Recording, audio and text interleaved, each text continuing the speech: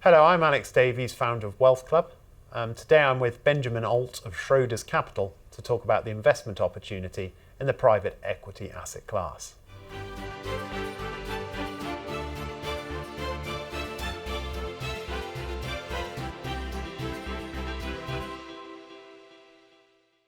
Hi Benjamin.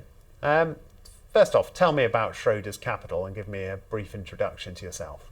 Hi Alex, sure, and thanks for having me today. Schroeders Capital, you can see as the private assets platform of Schroeders. The name Schroeders Capital is relatively new. We introduced it to the market in June, and what you find within Schroeders Capital is all our private assets activities, namely private equity, private real estate, private infrastructure, private debt, and securitized credit strategies. I joined Schroeders a bit more than 13 years ago on the private equity side. I was for many years one of the senior members of our European program, and today I'm in charge of all our global private equity pools. Private equity is increasing in popularity. What do you think is driving this trend?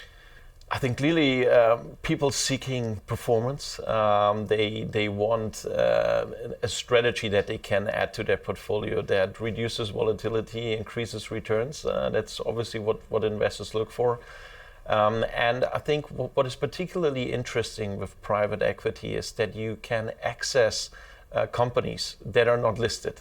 And at a very young stage of their life, we talk about venture companies, companies that are strongly growing, that are very disruptive in the market, very innovative, that are not listed. We see so many unicorns in the market, right? Companies tend to stay longer private, and accessing them means you invest into private equity. But not only on the venture side, also in the more mature markets, you have very interesting companies, often that have been held by families, by entrepreneurs over many generations, that then come to market and then are bought by private equity firms. And very interesting companies in all different industries, in all different fields. But the governance model of private equity, where you then on the buyout side, for example, be the majority owner of the company, allows you to drive change over a period of 3 to 5 years, grow those companies, consolidate them, internationalize them, and make them great companies and achieve great performance. So why should investors consider private equity? First of all, it gives you the opportunity to add return and diversify your portfolio. And this is always what we're looking for in investing, right? You want to have a higher return, you want to have a better distribution and diversification in your portfolio, and private equity can add that.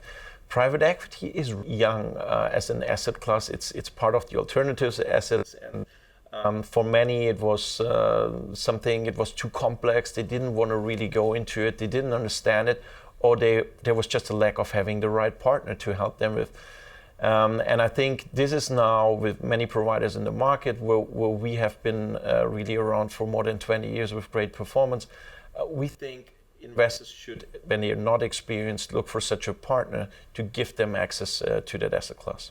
And it's always been the preserve of institutions or very, very high net worth individuals. Yeah. The industry as a whole is now sort of trying to encourage private investors into this, so-called democratizing private equity.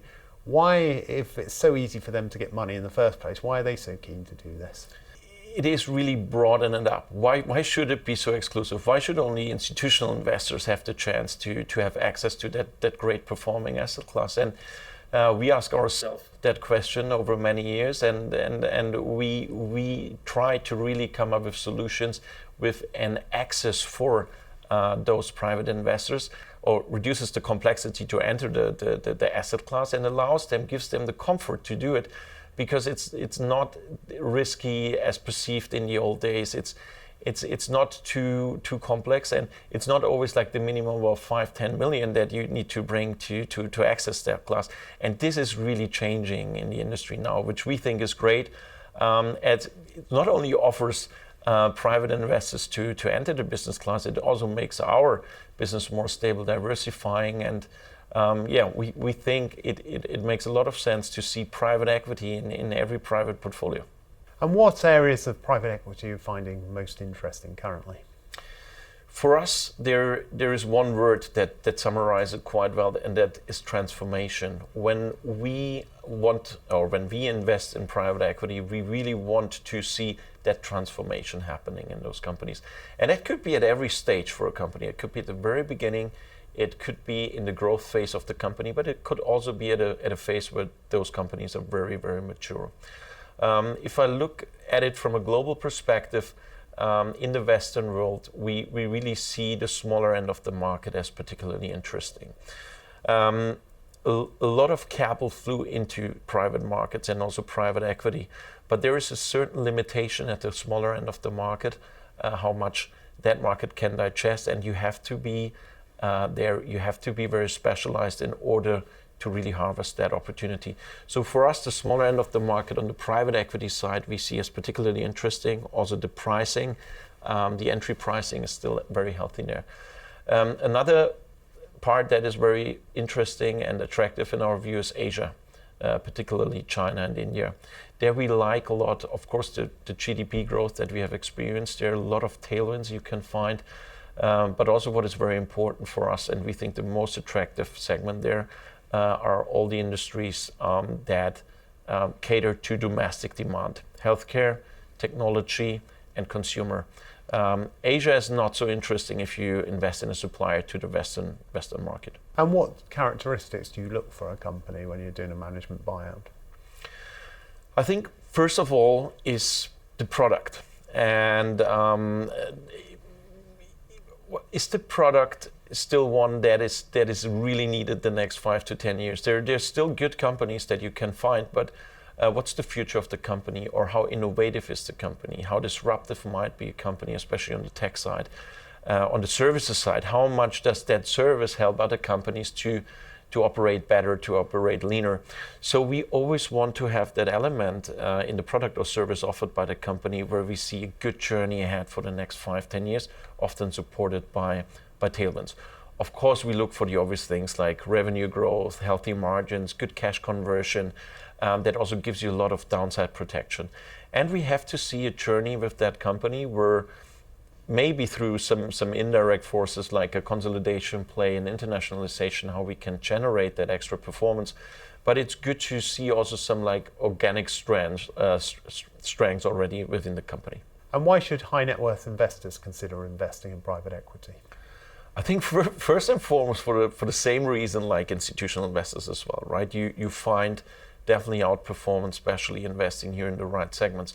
You get access to segments, to industries where you have a hard time sometimes to find a listed company in that field. And look, what we see with many of the private investors is like they often relate very well to those businesses. Often they are ex-entrepreneurs or they're entrepreneurs themselves and see that transformation that we are looking for, and they really like that because this is a very good driver for performance and a very sustainable driver for performance.